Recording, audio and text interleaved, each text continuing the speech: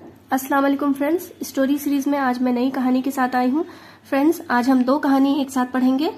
मैं एक एक सेंटेंस पढ़ूंगी और हर एक लफ्ज का उर्दू में तर्जुमा करूंगी। मुश्किल अल्फाज के माने ऊपर में लिख दूंगी ताकि ये लंबे वक्त के लिए आपके जहन में रहे, और साथ ही साथ ग्रामर से जुड़ी बातें भी बताऊंगी। तो चलिए कहानी पढ़ना शुरू करते हैं। देख लेते हैं कहानी का हेडिंग क्या है। कहानी का उन्वान है अ स्मॉल लैम्प, एक छोटा चिराग। स्मॉल यानी छोटा, लैम्प यानी चिराग।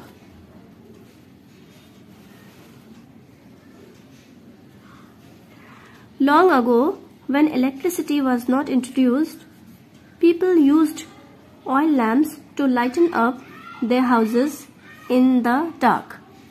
Long ago यानी काफी दिनों पहले, बहुत पहले,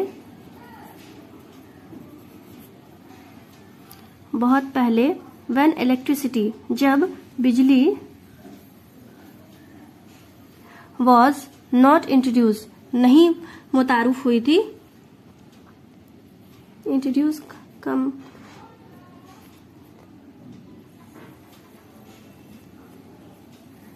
हुई थी। पीपल लोग, यूज्ड इस्तेमाल करते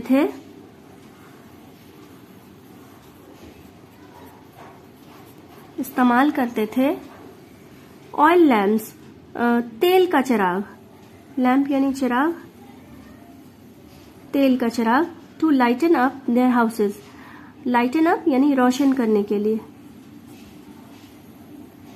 रोशन करना। देयर हाउसेस अपने घरों को। तो फिर से देख लेते हैं। लॉन्ग अगो बहुत पहले, when electricity was not introduced जब बिजली, नॉट इंट्रोड्यूस्ड यानी मुतारिफ नहीं हुई थी, यानी बिजली की इजाद नहीं हुई थी या बिजली नहीं आई थी उस वक्त। पीपल लोग, यूज्ड यानी इस्तेमाल करते थे। ठीक है, ये पास्ट में है यानी सेकंड फॉर्म में है। इसका थर्ड फॉर्म यूज्ड होगा और फर्स्ट फॉर्म यूज होगा, यूएसई यूज। तो इस्तेमाल करते थे ऑयल लैम्प्स यानी तेल का चिराग। टू लाइटन अप रोशन करने के लिए। लाइटन अप यानी रोशन करना। To lighten up their houses अपने घरों को यानी उनके घरों को, लोगों के घरों को। लोग अपने घरों को रोशन करने के लिए तेल का चिराग इस्तेमाल करते थे। इन द डार्क अंधेरे में। डार्क यानी अंधेरा। One day a little lamp said in pride. एक दिन अ लिटिल लैम्प एक छोटा चिराग, लिटिल यानी छोटा, चिराग, सेड कहा, इन प्राइड फखर से। वन डे एक दिन एक छोटे चिराग ने फख्र से कहा, the light of my lamp brightens the whole house. The light of my lamp मेरे चिराग की रोशनी, ब्राइटन्स द होल हाउस सारे घर को रोशन करती है। ब्राइटन्स यानी रोशन करती है।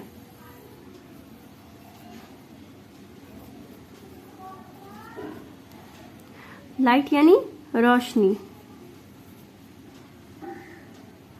माई लैम्प यानी मेरा चिराग। तो the light of my lamp brightens the whole house मेरे चिराग की रोशनी। द लाइट यानी रोशनी ऑफ माई लैम्प मेरे चिराग की, ब्राइटन्स रोशन करती है, द होल हाउस सारे घर को। होल यानी सारा या सारे घर को। The sun, stars and the moon cannot compete with my light. The sun सूरज, सितारे, stars यानी सितारे, सूरज, सितारे, and the moon यानी चांद, cannot नहीं सकते, compete मुकाबला करना, compete with my light मेरी रोशनी से। The sun, the stars and the moon cannot compete with my light. सूरज, सितारे और चांद मेरी रोशनी के साथ मुकाबला नहीं कर सकते। All of a sudden, a strong wind blew and the lamp went off. अचानक, यहाँ से लेकर यहाँ तक के माने हैं all of a sudden। ये एक फ्रेज है। all of a sudden यानी अचानक, यानी दफातन, ठीक है, दफातन या अचानक, अचानक से। अ स्ट्रॉन्ग विंड ब्लू, तेज हवा चली, स्ट्रॉन्ग यानी तेज, विंड यानी हवा, ब्लू यानी चली, ठीक है। स्ट्रॉन्ग विंड ब्लू, तेज हवा चली।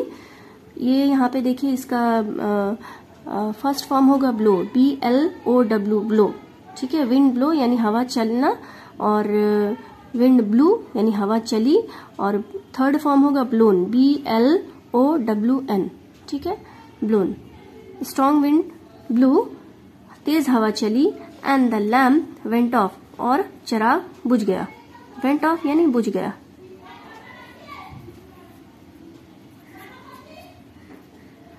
बुझ गया। तो यहाँ इसका फर्स्ट फॉर्म हो जाएगा go, went as first form, went का फर्स्ट फॉर्म होता है गो, और थर्ड फॉर्म हो जाएगा गॉन। तो गो ऑफ, वेंट ऑफ या gone of. All of a sudden, अचानक, अ स्ट्रॉन्ग विंड ब्लू, तेज हवा चली, and the lamp went of, और चिराग बुझ गया। The old lady of the house lit the lamp again and said, the old lady ज़ईफ औरत, उस घर की ज़ईफ औरत ने lit the lamp again यानी दोबारा चिराग जलाया, and said और कहा। lit यहाँ पे देखिए लाइट का पास्ट टेंस है, टू लाइट यानी जलाना, ठीक है, और LIGHT लाइट यानी जलाना, और lit उसका सेकेंड फॉर्म है, LIT lit यानी जलाया, थर्ड फॉर्म भी लिट होगा, LIT lit, light lit lit, ठीक है। लाइट यानी जलाना, लिट यानी जलाया। तो the old lady of the house, उस घर की ज़ईफ औरत ने लिट जलाया, द लैम्प चिराग, अगेन दोबारा, एंड सेड और कहा। यहाँ पे होगा जलाया, कहा। My dear little lamp, my dear मेरे प्यारे छोटे चिराग, लिटिल यानी छोटा,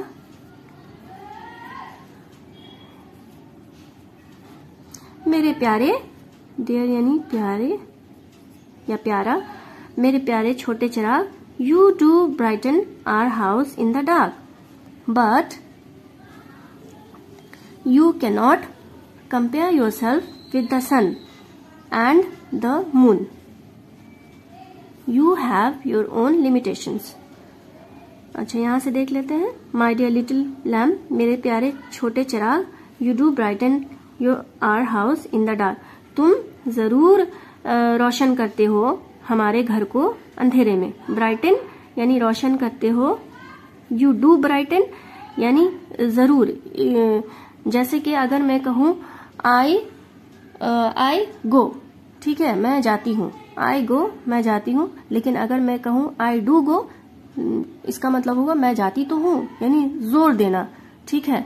आई ईट मैं खाती हूँ, आई डू ईट मैं खाती तो हूँ, इस तरह से कहते हैं। तो यू डू ब्राइटन तुम करते तो हो, तुम मेरे घर को रोशन करते तो हो, इन द डार्क अंधेरे में, बट लेकिन you can not compare your self, तुम नहीं सकते मुकाबला करना खुद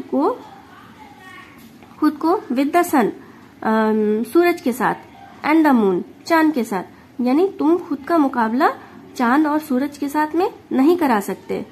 you have your own limitations, तुम्हारी अपनी कुछ हदें हैं, ठीक है। यहां से ब्राइटन यानी रोशन करना,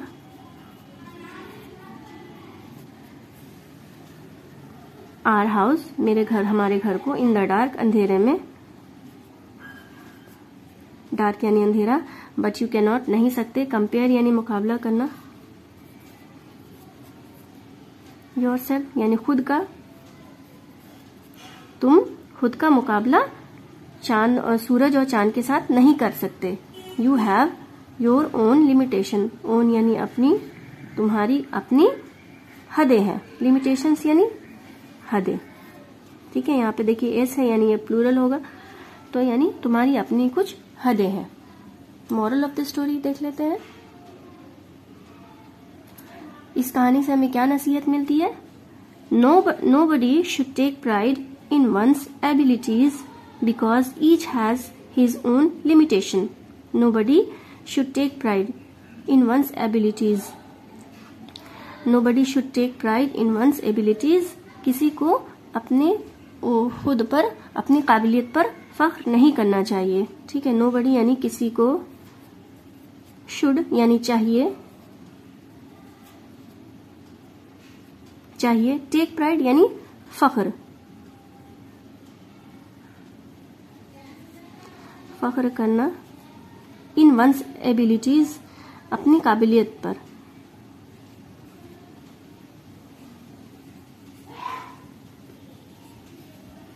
किसी को अपनी काबिलियत पर फख्र नहीं करना चाहिए, बिकॉज क्योंकि, ईच हैज क्योंकि हर किसी की, ईच हैज हर किसी की, हीज उसकी, ओन अपनी लिमिटेशन है, हदें हैं, हर किसी की अपनी हदें हैं, ठीक है।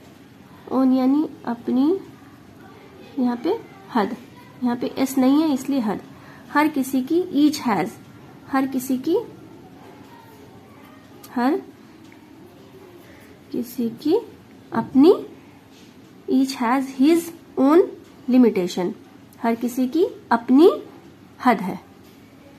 तो फ्रेंड्स दूसरी कहानी देख लेते हैं। इस कहानी का उन्वान है द लेजी डोंकी यानी काहिल गधा, लेजी यानी काहिल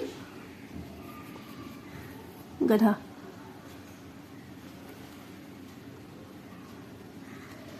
One day a merchant loaded his donkey with salt and drove him to the market. One day एक दिन, a merchant एक सौदागर, loaded बोझ लादा, लोड के माने बोझ लादना, बोझ या बोझ लादना दोनों माने, बोझ लाद दिया, loaded his donkey गधे को, with salt नमक से, यानी उस पर नमक का बोझ रख दिया, ठीक है, सॉल्ट यानी नमक, एंड ड्रोव हिम और उसे ले गया, इसका फर्स्ट फॉर्म होगा ड्राइव, DRIV ड्राइव, और थर्ड फॉर्म होगा ड्राइव इन, ठीक है, DRIVEN, him to the market बाजार ले गया, मार्केट यानी बाजार, on the way there was a stream, on the way यानी रास्ते में, ऑन द वे रास्ते में, देयर वॉज था, ठीक है, यहाँ देयर का कोई मीनिंग नहीं है, ये जुमले की खूबसूरती के लिए इस्तेमाल हुआ है, देयर वॉज अ स्ट्रीम, वहां नहीं, यहाँ इसका मतलब वहां कर देती, यहाँ पे है मीनिंग, वहां था एक स्ट्रीम यानी नदी, वहां एक नदी थी, ठीक है। द डोंकी स्लिप्ड गधा फिसल गया, and fail into the stream गधा फिसल गया एंड फेल इनटू और गिर गया, फेल इनटू द स्ट्रीम नदी में गिर गया, इनटू द स्ट्रीम यानी नदी में, ठीक है। द डोंकी स्लिप्ड गधा फिसल गया और नदी में गिर गया। Some salt dissolved in water, कुछ नमक घुल गया पानी में, डिजॉल्व यानी घुल गया, डिजॉल्व के माने घुलना, घुल जाना, और फर्स्ट फॉर्म होगा डिजॉल्व, सेकेंड फॉर्म डिजॉल्व्ड, और थर्ड फॉर्म भी डिजॉल्व्ड होगा, डी लगेगा, डिजॉल्व्ड, ठीक है। Some salt dissolved in water, it made his load become lighter, और इससे क्या हुआ, उसका बोझ हल्का हो गया, बिकम लाइटर यानी हल्का हो गया, हल्का हो जाना, ठीक है, बिकम लाइटर यानी हल्का हो जाना।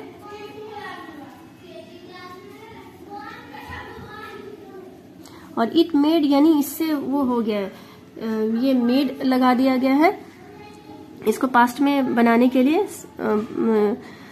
ये मेक का फर्स्ट फॉर्म, मेक का ये सेकंड फॉर्म है, मेड, MAD मेड, यानी मेड के लफ्जी माने होता है, मेक के लफ्जी माने होता है बनाना, और मेड माने बनाया, लेकिन ये चूंकि इस सेंटेंस के साथ में इस तरह से यूज किया गया है तो इसका सेंस ये बैठेगा कि बोझ हल्का हो गया। ठीक है, it made his load become lighter, इससे इसका बोझ हल्का हो गया। यहाँ पे देख लीजिए, इसका फर्स्ट फॉर्म होगा मेक, MEKE मेक, और सेकंड फॉर्म है ये मेड, और थर्ड फॉर्म भी मेड ही होगा, MADE मेड। ठीक है, तो it made his load become lighter, इससे उसका बोझ हल्का हो गया। He was happy and relieved, वो खुश था और मुतमईन था, यानी हैप्पी यानी खुश और रिलीव यानी सुकून, सुकून में।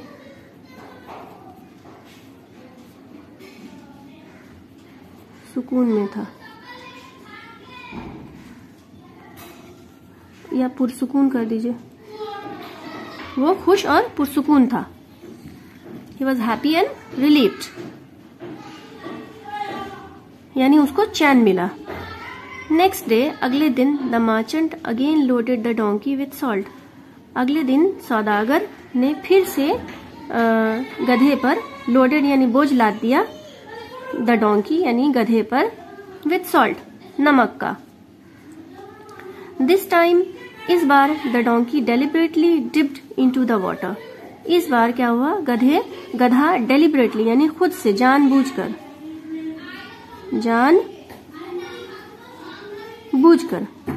This time the donkey deliberately, इस बार गधा जानबूझकर डिप्ड इनटू वाटर, खुद को जो उसने पानी में डुबाया।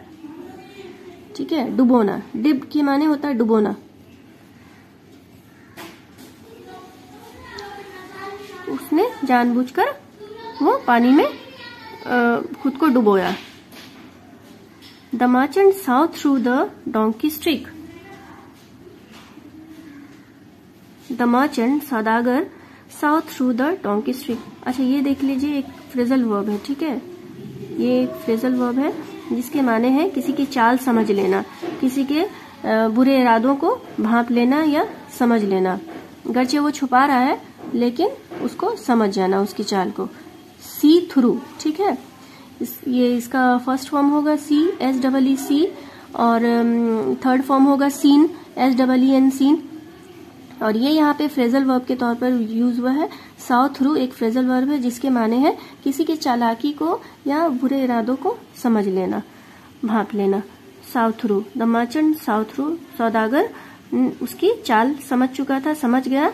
द डोंकीज ट्रिक, गधे की चाल को, ट्रिक यानी चाल। सौदागर गधे की चाल समझ गया। एंड डिसाइडेड, और फैसला किया to teach him a lesson, उसको एक सबक सिखाने का। टीच यानी सबक सिखाना, सिखाना, अ लेसन यानी सबक, और फैसला किया, उसको सबक सिखाने का फैसला किया। Next day he loaded cotton on him, अगले दिन उसने उस पे रुई का बोझ लाद दिया। ठीक है, बोझ लाद दिया रुई का या कपास। ठीक है, ऑन हिम, उस पर। When he dipped in the water, the cotton soaked up much water. When he dipped in the water, जब वो पानी में उसने डुबकी लगाई। ठीक है, द कॉटन, डिप यानी डुबकी लगाना या डुबोना। द कॉटन, तो कपास ने या रुई ने, सोक्ड अप, जज्ब कर लिया,